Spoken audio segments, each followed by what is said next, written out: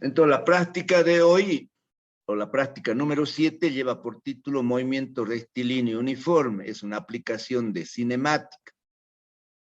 Los objetivos para esta práctica tenemos verificar la ecuación del movimiento rectilíneo uniforme, determinar la velocidad para diferentes tramos, determinar la velocidad media de los diferentes tramos, finalmente el cálculo de la propagación de errores en la obtención de la velocidad media. No vamos a resaltar mucho los aspectos teóricos porque esto ya lo hemos visto en la teoría, ¿no? Sin embargo, vamos a decir que la cinemática es parte de la mecánica que estudia el movimiento de los cuerpos sin tomar en cuenta las causas que lo producen. Ahora, el movimiento de un cuerpo nosotros siempre tenemos que efectuarlo respecto a un sistema de referencia. Es decir, la posición de un cuerpo debe estar siempre respecto a un sistema de referencia, que normalmente tomamos un eje de coordenadas X y Y. En la teoría habíamos definido nosotros qué es un sistema de referencia. Luego aquí tenemos dos conceptos importantes, que son el desplazamiento y la trayectoria. El desplazamiento es un vector y la trayectoria es un escalar. Entonces, la trayectoria es el camino que sigue el móvil durante su movimiento. En cambio, el desplazamiento es un vector, es un segmento rectilíneo que une dos puntos del movimiento de un cuerpo. Luego tenemos los conceptos de velocidad, la velocidad, la magnitud física que estudia, mejor dicho, la variación de la posición de un cuerpo en función del tiempo. Y luego habíamos definido nosotros una velocidad media. La velocidad media se define como el vector desplazamiento entre el tiempo transcurrido. Habíamos definido también una velocidad promedio, etcétera, etcétera. ¿Ya? Luego habíamos clasificado los movimientos según su trayectoria, rectilíneos, curvilíneos, y según su velocidad en uniforme y uniformemente acelerado o variado. ¿No ve? Bueno.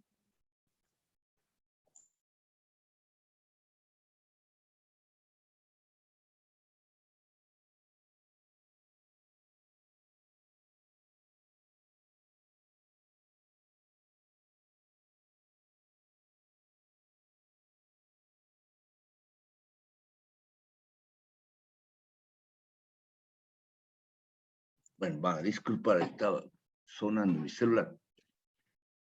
Bueno, entonces ahora vamos a definir el movimiento rectilíneo uniforme. El movimiento rectilíneo uniforme es aquel cuya velocidad permanece constante a lo largo de todo su movimiento y no tiene aceleración o su aceleración vale cero. La posición del cuerpo está directamente en función del tiempo y la ecuación que nosotros hemos encontrado en la teoría es que B, la velocidad es igual a X sobre T, donde X es la posición y T es el tiempo. Si nosotros hacemos una gráfica de X en función de T, nos da una línea recta que parte del origen. ¿Ya? Y luego, si hacemos una gráfica de la velocidad en función del tiempo, tenemos una línea recta paralela al tiempo, ¿no? Que nos dice que la velocidad es constante. Entonces, la posición X es igual a B por T. Si T es 0, X es 0. ¿No? Si T vale T1, X va a valer X1.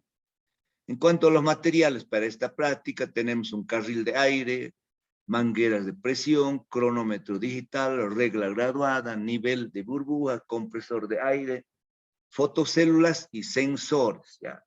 Desde esta práctica yo lo hice con el ingeniero Joel en el laboratorio y al anterior semestre, así que vamos a trabajar con esos datos.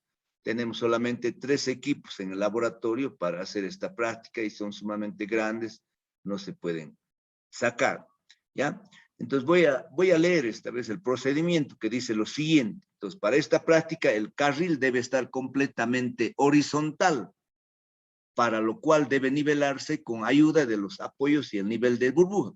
O sea, el carril que está aquí en esta figurita al lado derecho, ustedes pueden ampliar tal vez, bueno, pueden ampliar la imagen del celular. El carril no es nada más que un tubo rectangular hueco.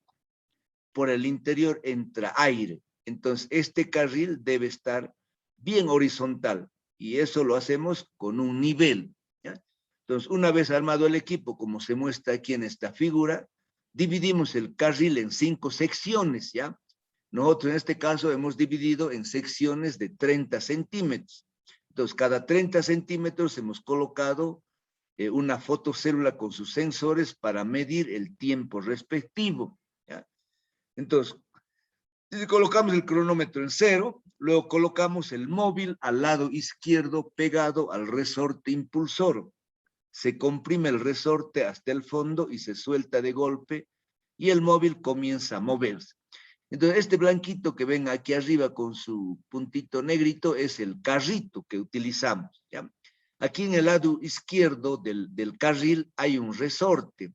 Entonces nosotros presionamos el resorte con el carrito y lo soltamos. Y luego el resorte lo bota al carrito y el carrito empieza a moverse con velocidad constante hacia la derecha a lo largo de todo este carril. Ahora, este carril en la parte superior tiene unos pequeños orificios por donde sale el aire, ¿ya?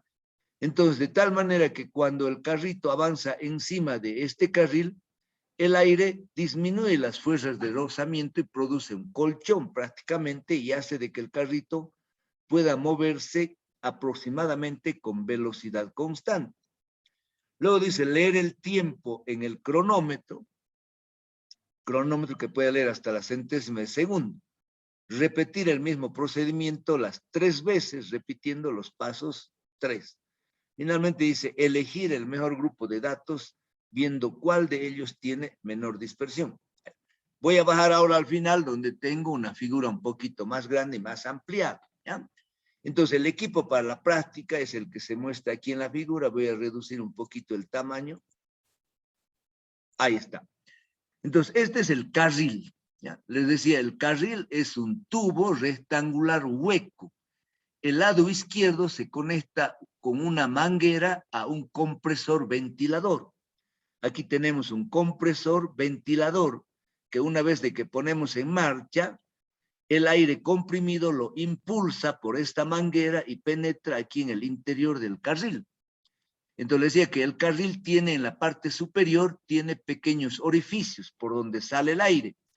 Entonces cuando el carrito flota, es como si estuviese flotando, como si estuviera en un colchón de aire, ¿ya? De tal manera que empieza a moverse con velocidad constante hacia la derecha. Entonces le decía, el carrito parte de este punto, donde está aquí un resorte, ¿ya?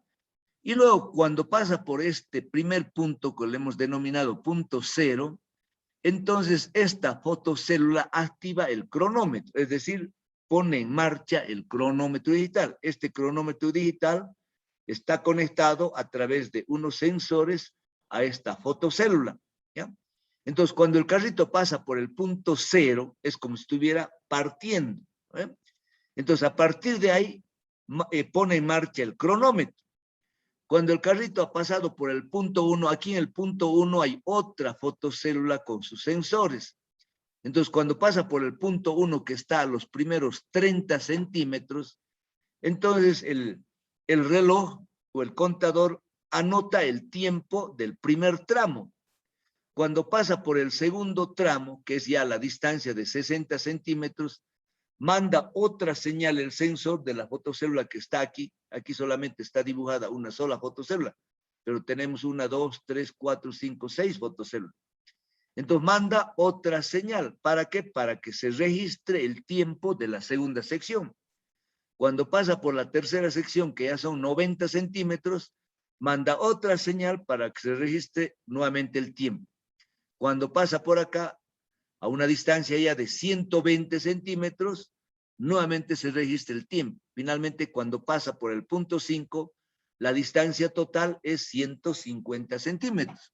Y ha de marcar el tiempo de la quinta sección. Entonces tenemos primera sección 30 centímetros, segunda 60, tercera 90, cuarta 120 y quinta o quinto tramo 150 segundos, ¿ya? Entonces esta operación lo hemos llevado a cabo 3 veces, ¿ya? 3 veces. Por lo tanto vamos a tener 3 tablas que están aquí en la parte superior, la tabla 1, la tabla 2 y la tabla 3. Entonces hemos dividido en 5 tramos, ¿ya?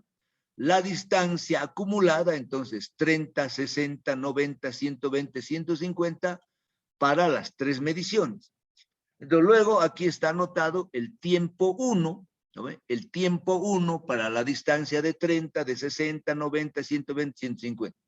En la segunda tabla tenemos el tiempo 2, también para los mismos tramos, 30, 60, 90, 120. Y finalmente, la tercera medición, que lo estamos llamando tiempo 3, es el tiempo también para las mismas secciones. Entonces, ¿qué es lo que hemos obtenido? 3 valores para 30 centímetros, 3 valores para 60, 3 valores para 90. Entonces, ahora, los valores de cada tabla ustedes los van a graficar. Entonces, en esta gráfica número 1 van a representar los datos de la tabla número 1, distancia en función de sus tiempos. Distancia acumulada, tiempo acumulado. Lo mismo, los datos de la tabla 2 van a representar en esta gráfica 2 y los datos de esta tabla 3 en esta gráfica 3. Ahora, la gráfica que los dé una mejor línea recta, diremos. Ya saben que la gráfica de X en función de T es una línea recta. Entonces van a ver de estos datos cuáles les da la mejor recta. Entonces, si les da la recta 2, eligen los datos de la tabla 2. Si la mejor recta está en el gráfico 3, eligen los datos de la tabla 3. Si la mejor recta está con los datos de la tabla 1, eligen la gráfica número 1. Bueno, en este caso, yo estoy suponiendo que la recta que mejor se acomoda a los datos es la gráfica número 1. Y por lo tanto, agarro yo los datos de la tabla número 1, ahora los traslado a esta tabla número 4. Entonces, en esta tabla número 4 copio las distancias 30, 60, 90, 120, 150 centímetros. Y copio los tiempos, 4.95 a 24,9. 4.95, 9.97, 14.98, 19.97 y 24, aquí es 24.95. Entonces, ahora, con estos datos vamos a calcular nosotros la velocidad para cada tramo. Entonces, la velocidad para el primer tramo será 30 entre 4.95. Para el segundo tramo será 60 entre 9.95. Para el tercero, 90 entre 14.95. 14.98. De esa forma van a tener ustedes aquí 5 valores de la velocidad para cada tramo. Entonces, luego van a hacer el gráfico número 4 y el gráfico número 5. El gráfico número 4 son los valores de la velocidad en función de la distancia.